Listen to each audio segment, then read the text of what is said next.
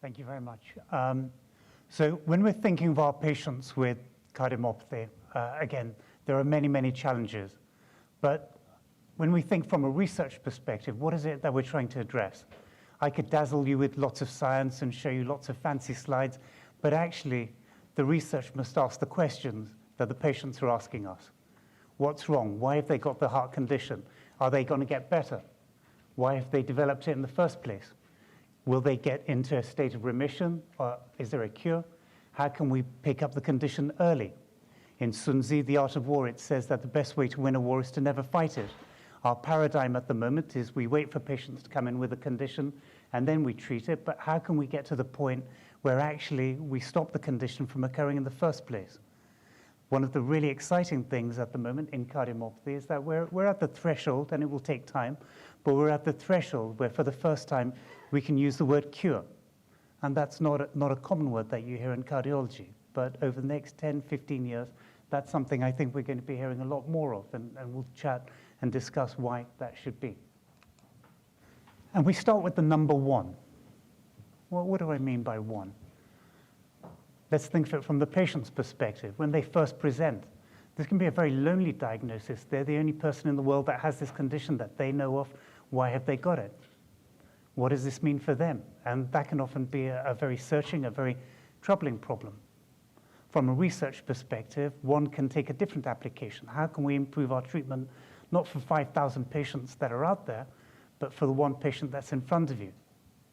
Equally, from a research perspective, any good research is going to always lead in one more question.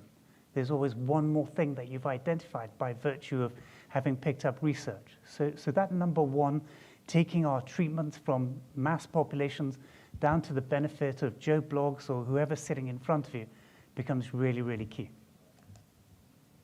And we often talk about heart failure, but actually what we should be thinking about is moving almost towards this concept of heart success. If we look at outcomes for our patients with dilated cardiomyopathy, there's been a massive difference when we look at 10-year periods. Between 2005 and 2015, there's been a massive improvement compared to the period between 1978 and 1984 in terms of outcomes, in terms of survival. Patients are doing much better. This is not a doom and gloom story. There is a lot of success to share and to celebrate, but there is also much work to be done. How can we get that to there? And what is it that's made the difference? This is not just a random thing. Something has transformed the outcomes in these patients from one that was relatively abject, even 20, 30 years ago, to one where there is now a lot of success. And the key impact, the key thing that has made the difference on this very busy slide that I'll talk to has been the advances in research. So if we look at all-cause mortality, that's the red line. That was in 1984 and 2015. It's come down significantly. If we look at sudden cardiac death, that's the purple line. Again, it's come down. If we look at pump failure, the orange line, again, it's come down significantly. And what that tallies with is the advent of drugs that work, that make a difference. ACE inhibitors, beta blockers, and eplerenone, spironolactone, drugs like that. And that's up to 2015. We have new drugs, as those of you that attended Perry Elliott's talk will have heard, that are making a massive difference. But there is still work to do. We can't be complacent. One of the most exciting things I think that's occurring now is not what drug to give the patient, but the fact that we have so many. What drug to what patient, in what order. And this is a great position to be in. This is a real, an embarrassment of riches almost, that we have these 4 drugs, what they call the Fab Four, beta blockers, ACE inhibitors or ARNIs, SGLT2, drugs like dapagliflozin, empagliflozin, mineralocorticoid receptor antagonists, so drugs like eplerenone, spironolactone, that really make a difference. And now our challenge is not can we treat the patient, our challenge is in what order do we get the drugs to these patients. So a massive difference. And again, that's all the consequence and the benefit of research. And taking that to the practical level, again, it's not all about fancy science and looking at fancy genetics and things like that. It's about how can we implement that knowledge at a practical level. So I like this slide because this gives a score or a rating for how do we get patients onto the right drugs at the right time in the right way and which drugs. So you build a score. You try and get these patients on the highest dose that they'll tolerate for a beta blocker, for an SGLT2, ivabradine, and you give them a score. And once you've reached a certain score, you know you've got them on the right combination. And if you're below that score, you know that you need to do more. So it's a very simple way of implementing the benefits of research to make sure that patients are on the right drug at the right time to get the maximum benefit. But then it creates the next question, that power of one. All right, doc, you've got me on these drugs. How long am I taking them for? I hate taking drugs. Do I take it for a week and then I can stop because I feel better now? Do I take it for a month? Do I take it for a year? And that's a really difficult question. But we'll come to how we've tried to address some of that. The other big challenge that we have is that some of these patients, thankfully the minority, but some of these patients are at risk of increased sudden death. But we have great tools. We have an ICD, an implantable cardioverter defibrillator, that can shock these patients out of those dangerous rhythms and restore a regular rhythm. And we know that they work. We know that they improve sudden cardiac death in patients where it's implanted in dilated cardiomyopathy. And what this slide shows is the time over years, the event rate, and it compares patients with a device to a control population without a device. These patients do better where they have a device. But the problem is, although it reduces that risk of sudden death, is it improving all-cause mortality? But from a patient's perspective, they don't want to know whether they're going to die of sudden death or heart failure death. They want to know, are they going to be alive or not in 5 years or 10 years' time? And so there is a difference between these groups, but all-cause mortality doesn't always improve, and that's because it's not effective in all patients. If you've got severe heart failure or if you've got a cancer, will you get the same benefit from someone who doesn't have those morbidities? So the lesson here is, yes, these devices work, they make a big difference, but it's stratifying it. It's getting the right treatment to the right patient. It's not for everyone. The other challenge is, although we may identify those at highest risk of sudden death in dilated cardiomyopathy, the challenge is that highest risk is in patients with a very poor ejection fraction, in other words, with very weak hearts, where their pump function is less than 35%, but the bulk of sudden deaths occur in patients with mild to moderate levels of LV dysfunction, in other words, with mild or moderate levels of heart impairment. So how can we target our therapies to benefit the bulk of patients, because these represent the larger cohort within the population, whilst also addressing those at highest risk? So again, a number of things that are coming from research. One of the things that we know, and this is something that we've taken a particular interest in, is that scar tissue in the heart, fibrosis, can be an important predictor of adverse outcome. On an MRI image here, we're giving a contrast agent called gadolinium, and gadolinium shows up scarring in the heart.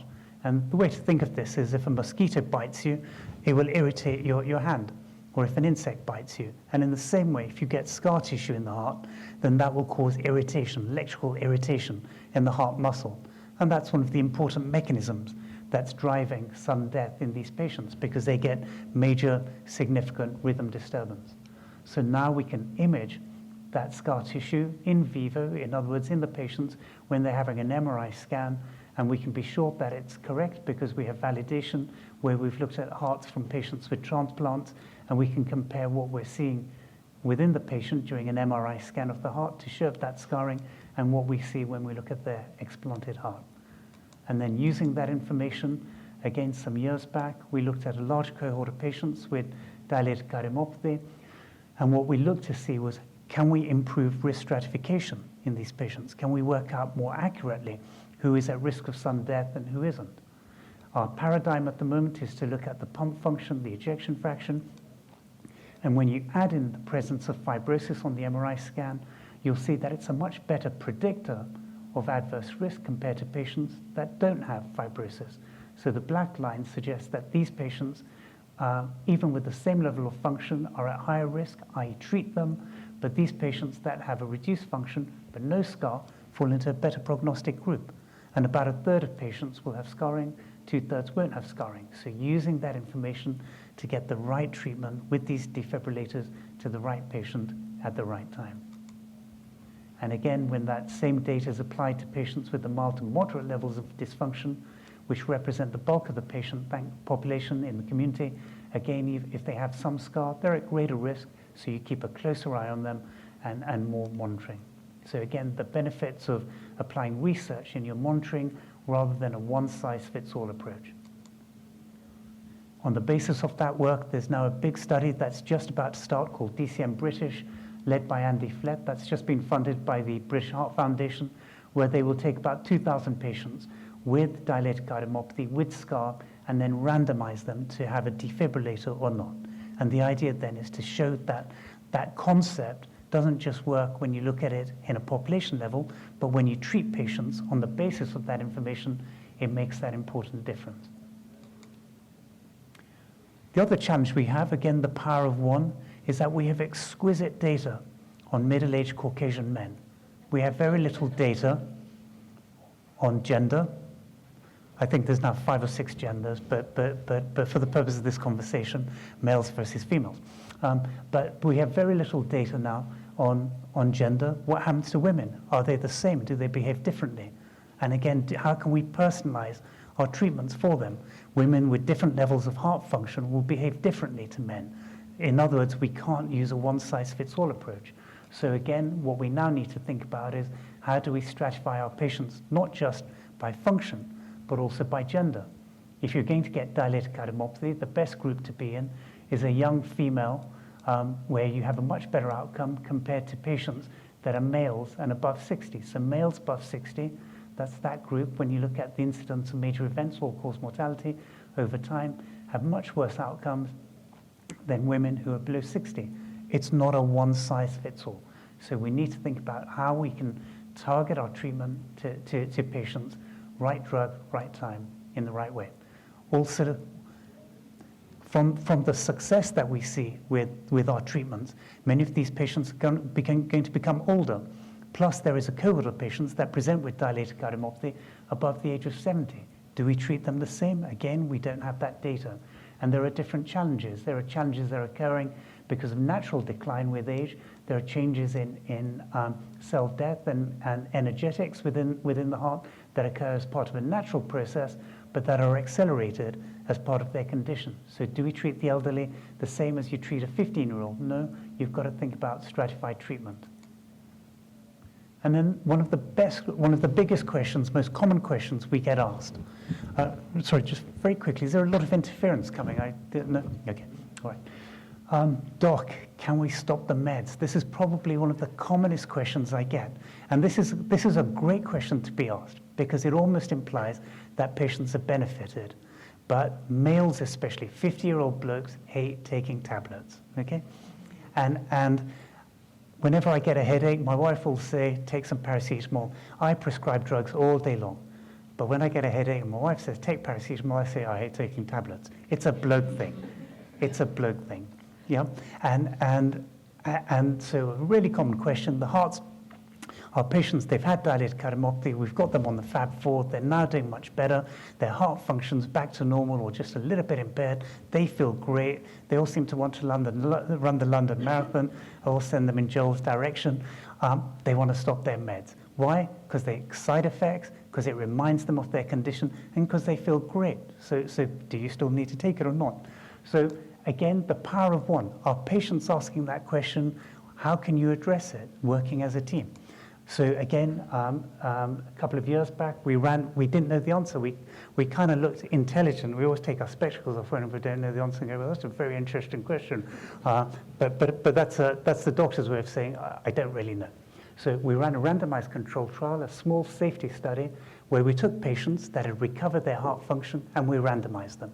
Half of them continue on their tablets as per usual. When they've got completely recovered function, they're completely well, all their biomarkers, their exercise test, everything is normal. We randomize half of them to stop their meds, and the other half, we very cautiously stop their medications, gradually in a tapered way. And this is probably the only study I've ever run where I've got people ringing me up from the States, Australia, China, India, saying, can we take part in this study? We hate taking our tablets.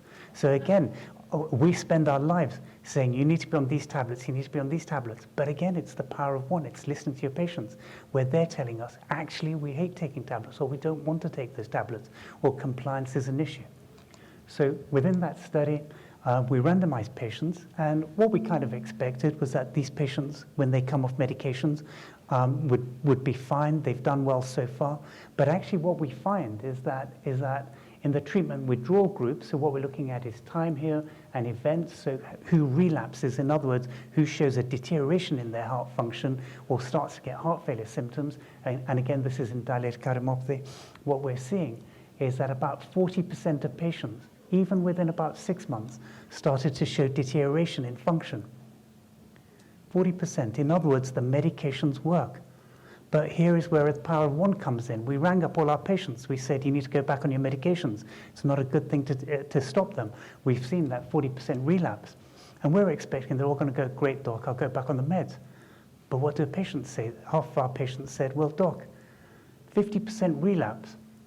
That means 50% didn't. I'll take my chances.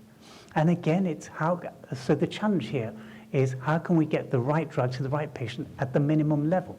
And so on the basis of that, how few drugs can you get patients on is part of the challenge. And the next question that arises from that, do they need to stay on all 4 drugs for the rest of their lives, or can we taper it back? And that becomes a challenge, and one of my colleagues, Dr. Halliday, is working on that to try and develop that. The other question that we're regularly asked is the why. Why have patients developed cardiomyopathy? And again, that's an important question, and increasingly we realize from family studies that it's not just a random thing. There's a disproportionate enrichment in families where one member has what we call the proband, has had dilated cardiomyopathy or hypertrophic cardiomyopathy, and therefore the role of genetics has really come to the fore. And the combination of seeing large families, following them up, seeing that over time many family members will develop the condition, plus advances in genetics, now allows us to address the what's and the why. So focusing on dilated cardiomyopathy again for a moment, and then in a while we'll switch gears to hypertrophic, we're realizing that there are defects that can occur at multiple levels within the heart cells. And again, there are changes that occur in the nucleus, there are changes that occur in the springs within the heart muscle, in areas that regulate energetics, in areas that regulate the lining of the cells. So there are changes that occur at multiple levels. But any one of these defects can manifest with a patient developing dilated cardiomyopathy. And the point here being that we're starting to realize that although the heart looks the same when you image it in all of these patients, when you look at 1,000 patients, actually the cause is often very, very different. And each of these differences, and we see a gene defect in about 15 to 20% of our cardiomyopathy, dilated cardiomyopathy patients, each of these gene abnormalities manifests in a slightly different way. So understanding where the defect is and what it is that it's causing gives you an opportunity to know how to deal with it and potentially not just treat it with drugs, but hopefully downstream think about what's called gene editing technologies, where you can take that abnormal gene, put the right gene in, and cure the condition. But it is complex. There are multiple genes, and they're all acting in slightly different ways, and they all have overlaps. So again, it's trying to unravel that picture, work out what's causing it, and what is important, what isn't. But we do have some clues. Probably the commonest gene that we see in dilated cardiomyopathy is the titin gene. What's titin? Titin is it's a protein. It's the longest protein in the body, and it acts like a spring in the heart muscle cells. It acts as a way of the heart cells maintaining their integrity, and a spring for the structure of the heart muscle cells. So when that goes down, what we're seeing then is that the function deteriorates. But when you follow these patients up, again, they respond really well to treatment. So even having the defect doesn't necessarily mean that there's going to be a big challenge. They respond very well. So again, the research occurs by studying them, following them up, seeing how they respond, who does well, who does badly. And there are lots of changes that occur within the cells, and again, colleagues in this instance from Holland showing how that gene abnormality can affect the heart at different levels to cause different types of issues affecting the heart function and rhythm disturbance. What we now know from the insights from genetics is what we often thought to be random and bad luck in getting dilated cardiomyopathy now suddenly starts to have an explanation.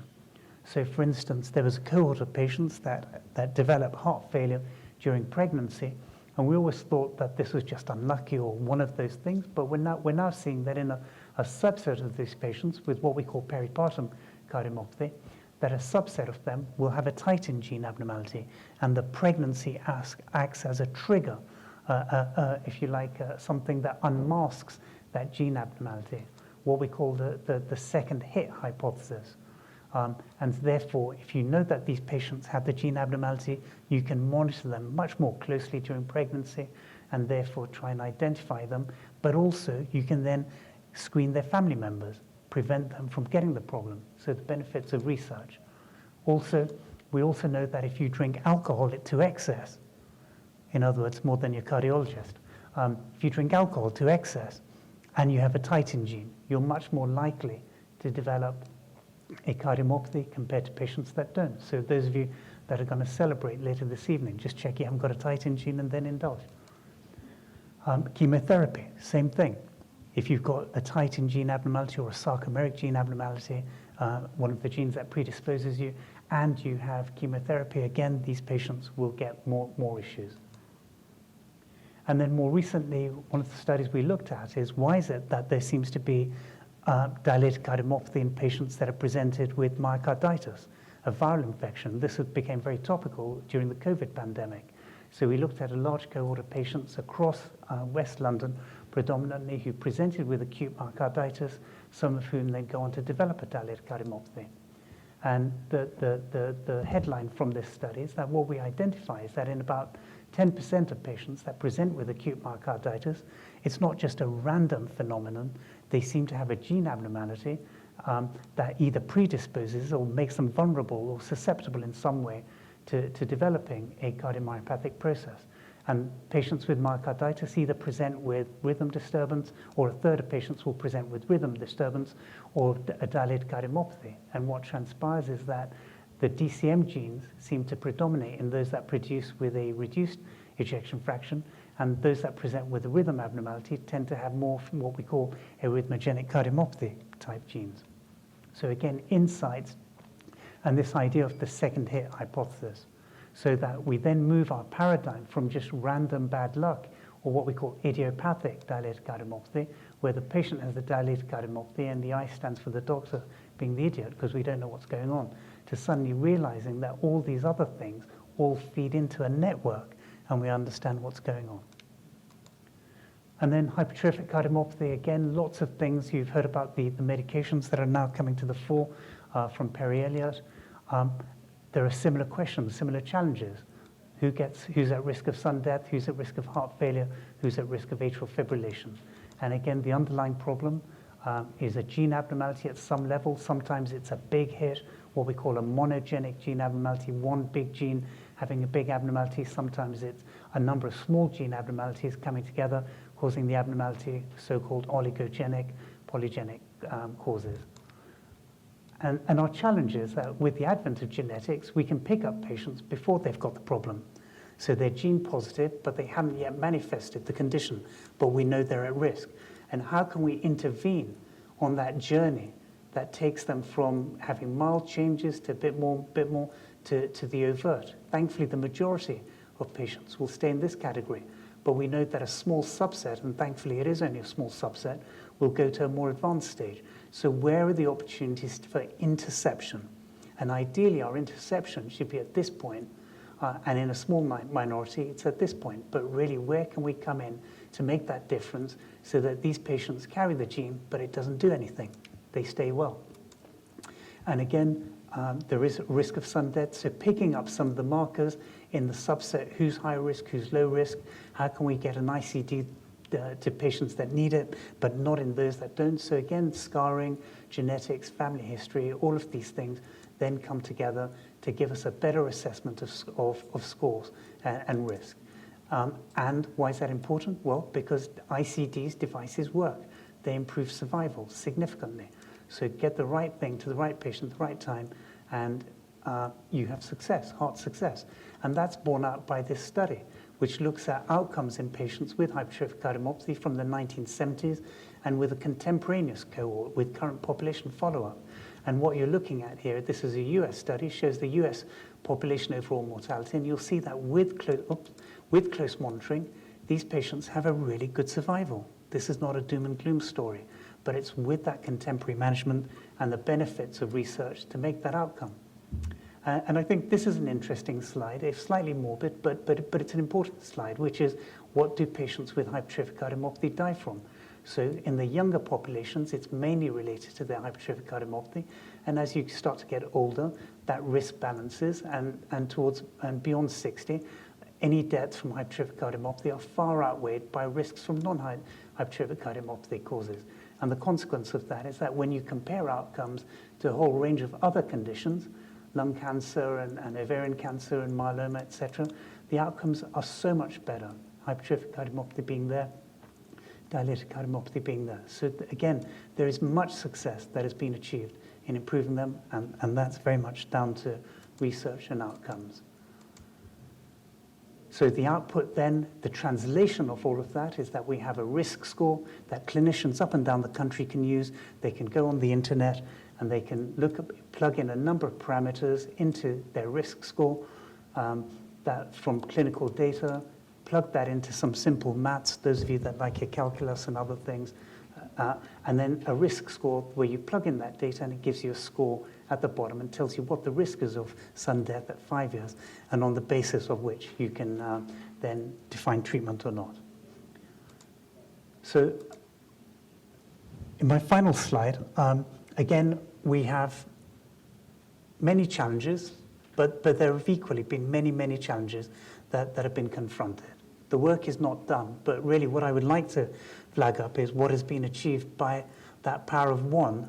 And really my final point really is that 1 + 1 = 2. It's that combination of everyone coming together, working together, patients asking the question, designing the studies, prompting the questions that really has resulted in the improvements that we're seeing and the next steps of where we go to improve outcomes. I thank you very much for your attention.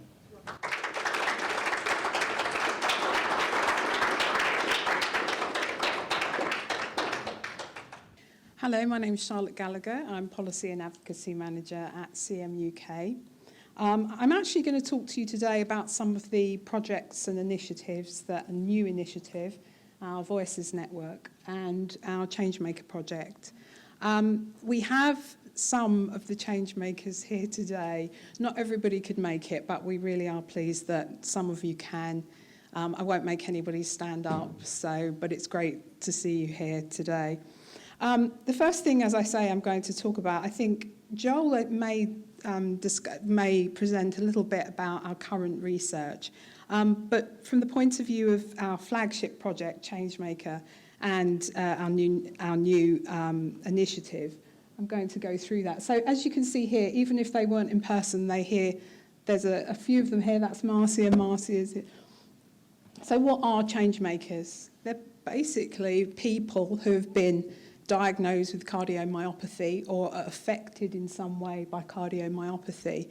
They're volunteers. They work in their regions throughout the UK to effect positive changes for people with cardiomyopathy.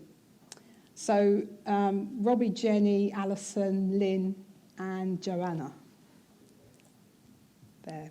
So Changemakers is a project, and the aims of this project are fivefold: detection of cardiomyopathy, access, screening, strengthening our links with our stakeholders, and gathering impact of the work that we do. So how Changemaker came about in 2020, it was established, and the Changemakers themselves were very instrumental in the construct of the project, members of the steering group, and they put together the change agenda, which is the driving document of the project, and basically translate the aims of the project into a working document, and I'll talk a little bit about that in a moment.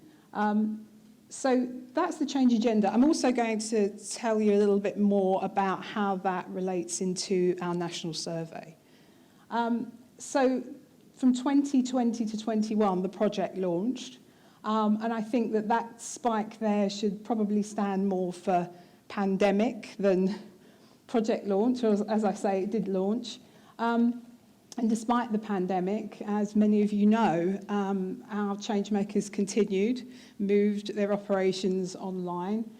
continued carrying out their action plans, devising their action plans, and we had new volunteers join the project. So they really maintained the project despite that disruption by the pandemic. So when I joined the project 4 months ago, I'm a project manager, that's my background, and I actually have obviously worked with single health and infection control projects during the pandemic.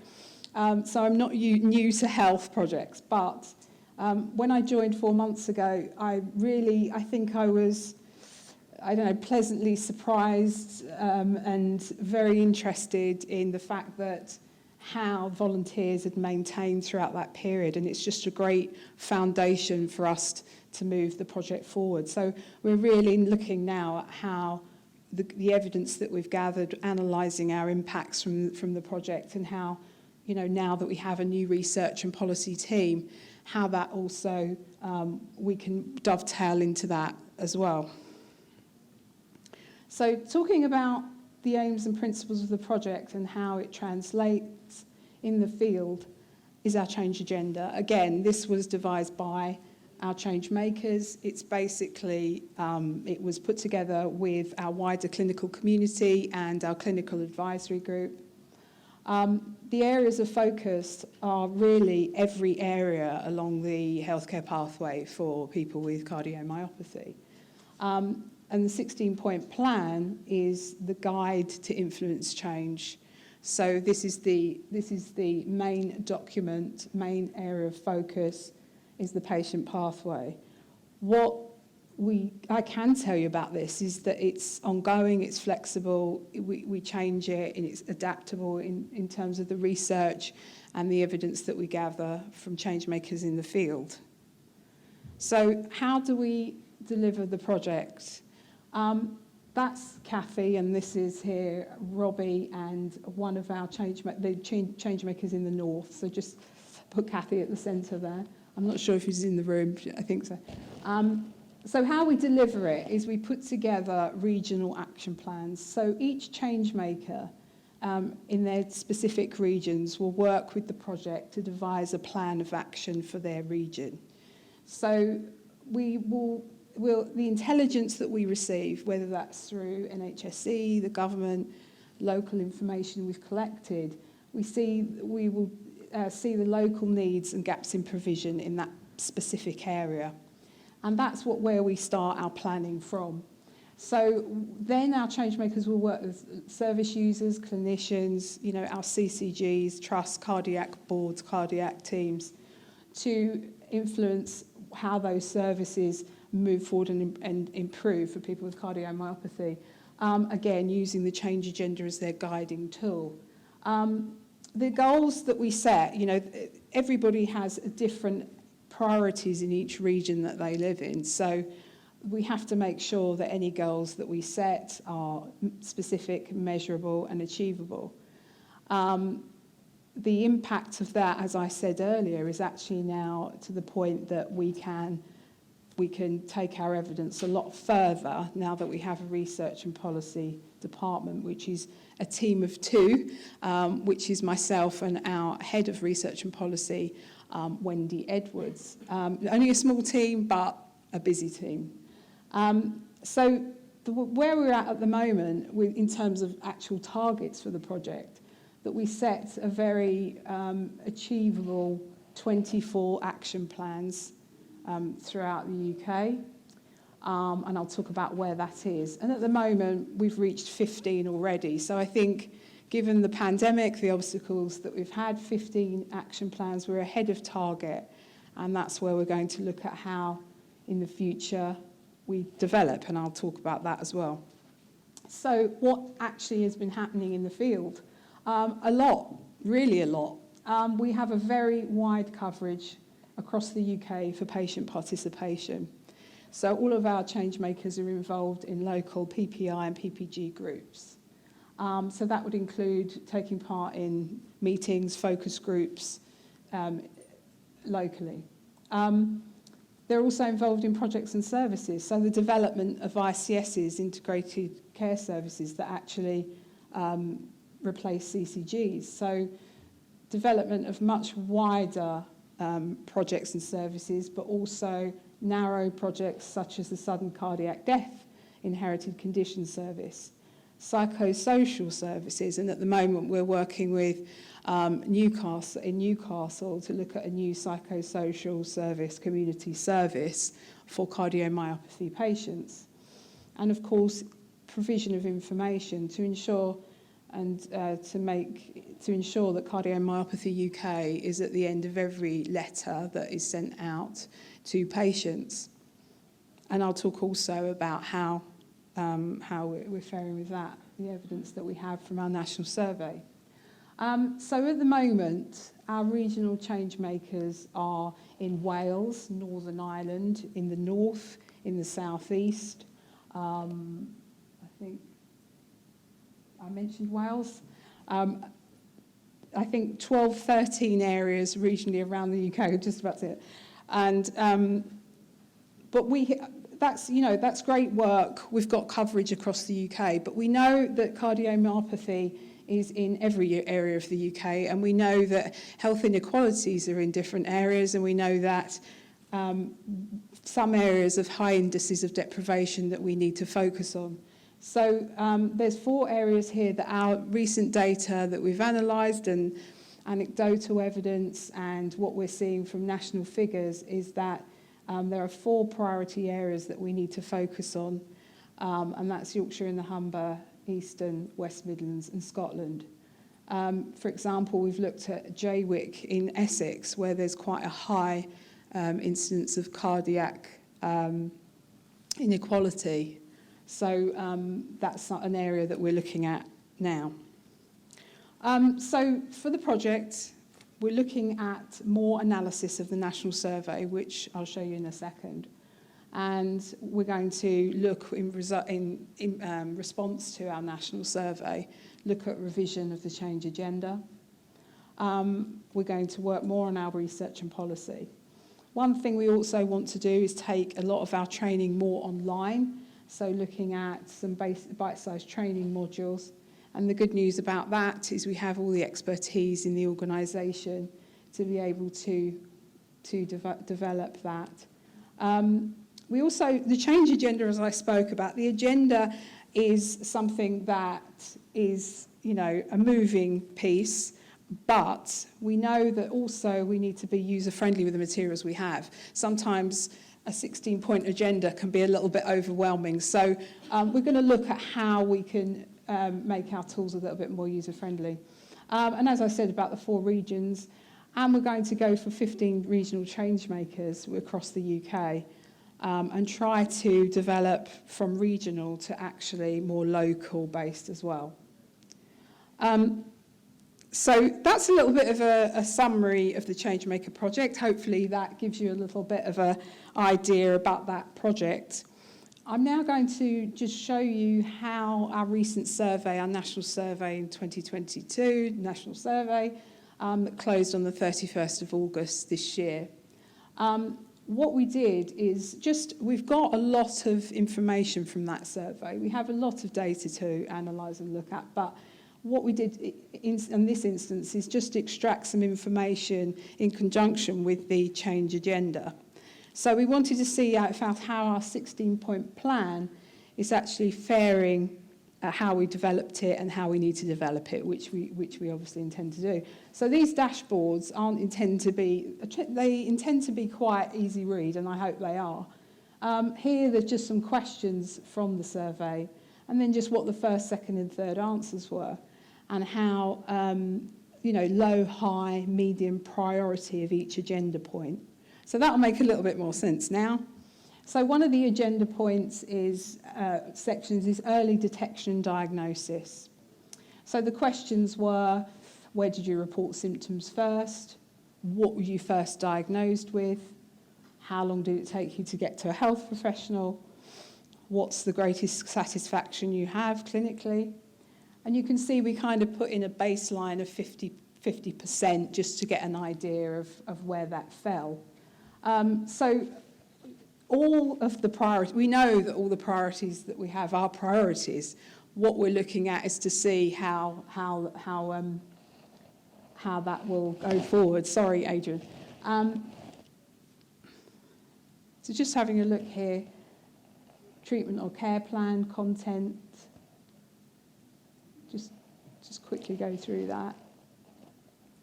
And if I just take you to the end, this is where, under ongoing support and care, there are some new priorities here that we need to look at with regard to psychosocial support, well-being, and these have come up as areas that are quite a priority and that we need to look at further. Important for well-being support. So I'm just going to quickly, because I'm out of time, I'm just going to really quickly say to you that if there is any information that you would like us to provide, any of this information, any of the new survey, national survey information, please let us know. Please see me and I'll provide my email address. I really, really quickly want to launch today. We're launching today an introduction to our new Cardiomyopathy Voices Network. So just whistle-stop tour of that. We already are active partners in the patient voice community, but this is just really anchoring that down and making sure that we're including everybody in our patient voices network and that we include every aspect of their daily life. So that could be not just health, but allied health conditions, again, psychosocial, but also things like perhaps employment or conflicts. We want to make sure we really cover everything. So we want to make sure not just about research, but also that we put patient voice throughout our EDI, equality, diversity, and inclusion, projects and services, and campaigning. We know that we want to make sure that the culture in our organisation is patient voice focused. And also we're currently developing our EDI strategy, and we know the importance of lived experience, and we're not afraid to have those conversations to make sure that an EDI strategy is something that's going to be workable in practice. The way that you can get involved in research through this network could be something along the lines of development of a research proposal, helping us design patient information and guidance, contributing to steering groups, or recruiting researchers, and it is actually endless. We know it's not easy to share your personal stories, so we want to provide full support for that, which we will from one-to-one interviews from the beginning. You're inducted into our organisation, and we provide you with information. So these are some of the things that you could be involved in and how you could take part in the research. So I've absolutely, definitely gone over time, and I do apologise for rushing through that. But it's a launch today. It's an introduction. At this moment, we have 200 plus people signed up to it. This has been through, self-referral, our services, or through our national survey. So I think for us, as I say, it's launched today. It's about what really we would like to get your feedback. What do you have any questions? Do you have referrals? Do you have any ideas, opinions about the service, or any concepts that you'd like to share? If you do, it would be great to contribute during the Q&A. Okay, thank you very much for listening, and I apologise for going over.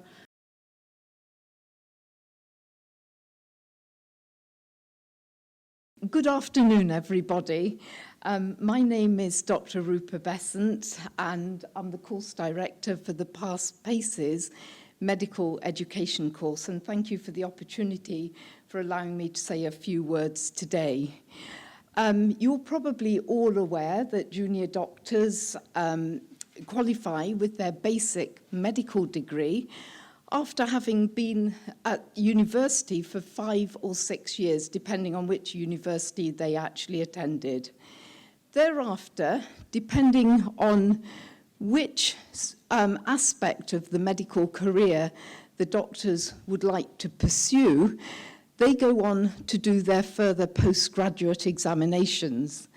And doctors who wish to become a cardiologist, for example, or a neurologist, have to complete a qualification which is called the membership of the Royal College of Physicians, often abbreviated to MRCP. This exam takes place in 3 parts. 2 parts are written, but often the biggest hurdle for the junior doctors is the PaSES exam, which the mnemonic stands for Practical Assessment of Clinical Examination Skills. And for this part of the exam, they are actually faced by patients with many different medical conditions, and they have to examine, communicate, and also display a number of input. They have to actually display the knowledge, sufficient knowledge, in order to manage to treat patients with a variety of conditions. Our courses help the junior doctors not only through their examination, the actual PaSES exam, but we also help them to be aware of clinical signs, treatments, to help them to manage patients in the future. And our goal is really twofold: to help them through the exam, and as well as that, to help look after patients throughout their lifelong career.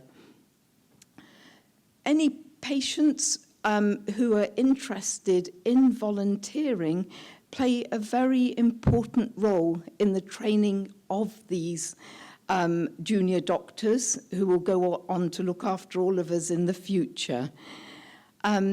If any of you would like to speak to me about participating as a patient volunteer at our courses, I would very much welcome any questions, which I'll be happy to address either if I'm given the opportunity here or otherwise outside, whichever is more appropriate.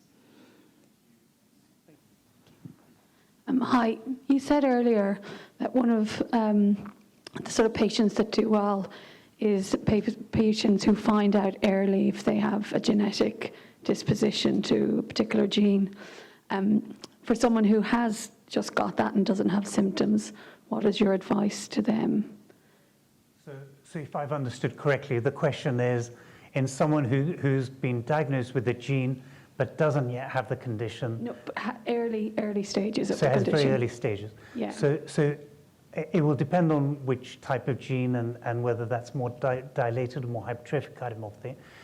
If there is some early change in the heart muscle, so let's say for argument's sake the function is a little bit down, we would get you onto a good range of medication early on and then monitor and track that fairly closely. We'd also get a baseline for things like exercise capacity, blood markers, so that we can track how things are going. And often that's all that's needed in the very early stages. Downstream, what we'd be thinking about in 10, 15 years is can we think about gene therapies, where we can take that abnormal gene and replace it. So the key is hold on there, keep the condition at bay. There is likely to be some really amazing treatments downstream. So the current is sort of finding the baseline from which to assess and compare. Baseline, initiate treatment early on, and probably not everything, but 1 or 2 drugs rather than coming in with all 4 drugs, and then seeing how things respond. And as a follow-on for that, because you said you have great data for middle-aged white men, for people who are not middle-aged white men, how can we contribute to your data? So there's a lot of national level databases. So there is a study being led by one of my colleagues, for instance, called GoDCM, and colleagues have a standout site called HeartHive, which is a great portal for patients to say that they're interested in research. And that's one of the best ways. It's funded and supported by Cardiomyopathy UK, and it's direct patient to research connections. Yeah. My question's linked to the last question. It's around the sort of diversity of research or research about different groups, because different groups, I know we found out during COVID, for example, reacted differently to the virus. And I'm wondering whether different groups are perhaps reacting differently to cardiomyopathy, and whether there is whether they are developing the data to reflect specifically different groups so that they can look at that and compare it. So, yeah, no, absolutely. So there's a couple of initiatives. So one is within the UK, we're building a large level, national level database, both within HCM and DCM to understand. Second is that we've spoken to NHS Digital. We now have 20 years worth of data, something like 1 million lines of data representing what's happened to patients across UK, so not by postcode, but by region, by gender, by age, by ethnicity, all of those things. So you can then really break it down in granularity. What we often find is that Southeast London is a real bubble. And it's enriched with a lot of hospitals, therefore there's lots of diagnostics testing, but what actually happens in Essex or the Midlands or Newcastle, for instance. So equality at many levels, not just gender, not just ethnicity, but also geographically, has been a really big challenge. We're just going to take one more question, Sanjay, please. Sure. As one of those people who doesn't like taking pills, is there evidence to suggest that pills are worth taking even when there's no kind of material benefit to the patient, like no increase in function, do they have a preventative function as well, and is there evidence for that? Sure. So in that study I showed, when we stopped the medications in patients who were doing really well, but who originally had a poor heart, they go on tablets, they do really well, they respond, and then when we cut back the medications, that cohort, 40% relapse. In other words, the medications are really helping. Now, what we're now doing, there's a chap, one of my colleagues called Dr. Halliday, is taking that work forward, where he's taking a large cohort from across UK, particularly Southeast England, and he's seeing what's the minimum number of drugs you can keep patients on without them relapsing. And the risk is if you stop everything, is that going to cause more problems? So it's taking a cautious stage way to work out what's happening. And really, that's the only way we'll know and be able to answer that question. Thank you. Thank you.